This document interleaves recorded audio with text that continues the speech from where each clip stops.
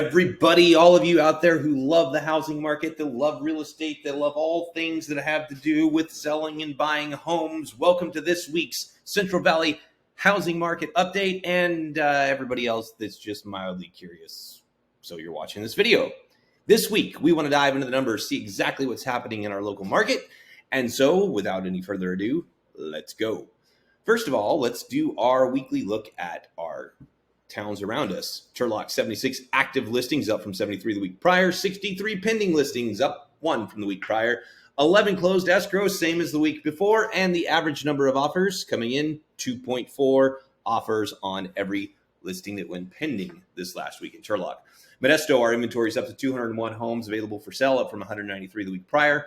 156 went pending, are pending, down from 168 the week prior. 36 closed escrow, 31 the week prior, so up just slightly there. And the number of offers, 2.4 on average in Modesto as well, down from 3.1 the week prior.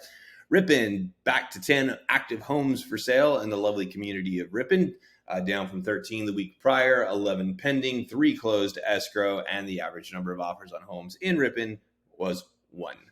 Manteca, down slightly, 91 active listings, 93 the week prior, 89 pending, 103 the week prior, 17 closed escrow, and that's up from 11 the week prior. Average number of offers pretty much the exact same at 1.4, 1.5 offers. What does this look like in the grand scheme of things? Well, really what it looks like in the grand scheme of things is stagnation. Our market definitely seems to be stagnant. Look at our chart here as we look at what's happened in the market here, the number of homes for sale, the number that have sold, and the number of pending. Now, we do see a slight uptick in July for the number of homes for sale.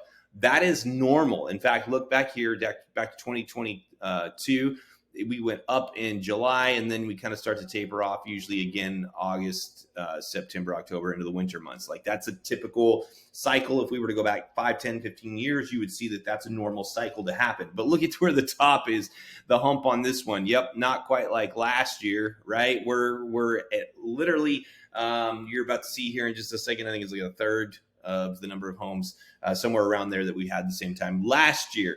But notice also the number of homes that sold, actually pretty similar to last year as far as the number of sold listings. The only difference is the number for sale is still a lot lower.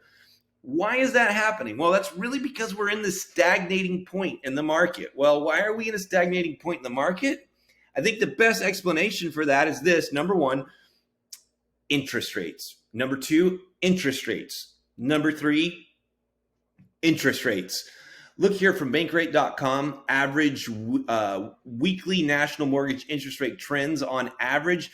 30-year fixed, which is what the vast majority of people that purchase homes with a mortgage use, average rate 7.32%. Yes, you're seeing that correctly, 7.32%. Well, when you look at where everybody's at right now that currently holds a mortgage, 92% of them have a mortgage of 6% or less, 82, 5% or less, 62, 4% or less, 25, 3% or less. All of these people with these rates are not putting their homes on the market, which is why if you go backwards, you see this little thing, this little blip here as far as the number of homes for sale. They're not putting their homes on the market because they don't want to exchange their 2-3% interest rate for one of those 7% interest rates. So as we move through this, you can see here that average, and you see where that's at. You see the stagnant market.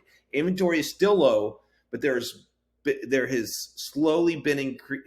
But the inventory is still low, but it has slowly been increasing. The market is stagnating. Blah, blah, blah, blah, blah. Sometimes it becomes a mouthful. The market is stagnating. I think that's the best way to look at it. What does it mean if you're a seller? It's still a seller's market with very low inventory. However, don't expect the moon with the current interest rates affecting buyers. They don't have a lot of wiggle room to increase their offers or to mess around. If you're a buyer, if you have cash, you should cash in. Cash is king because the interest rates are not affecting you, but you can put more pressure on the sellers out there that do need to sell. If you're buying with a mortgage, be mindful of your payment with the rate increases. Check with your lender. Make sure where your payment's at today, because if you got pre-approved and the rates were at 6.5%, now where they're at today, your payment could be a lot different. So check on that if you're out there actively looking. And number two, plan to refinance when rates come down. Caleb O'Hara here, the Red Shoe Realtor with the core team at RE/MAX, bringing you your Central Valley market update. We keep you moving forward. We want to be your resource for all things real estate. Call or text us 209-237-0303. Have a great week.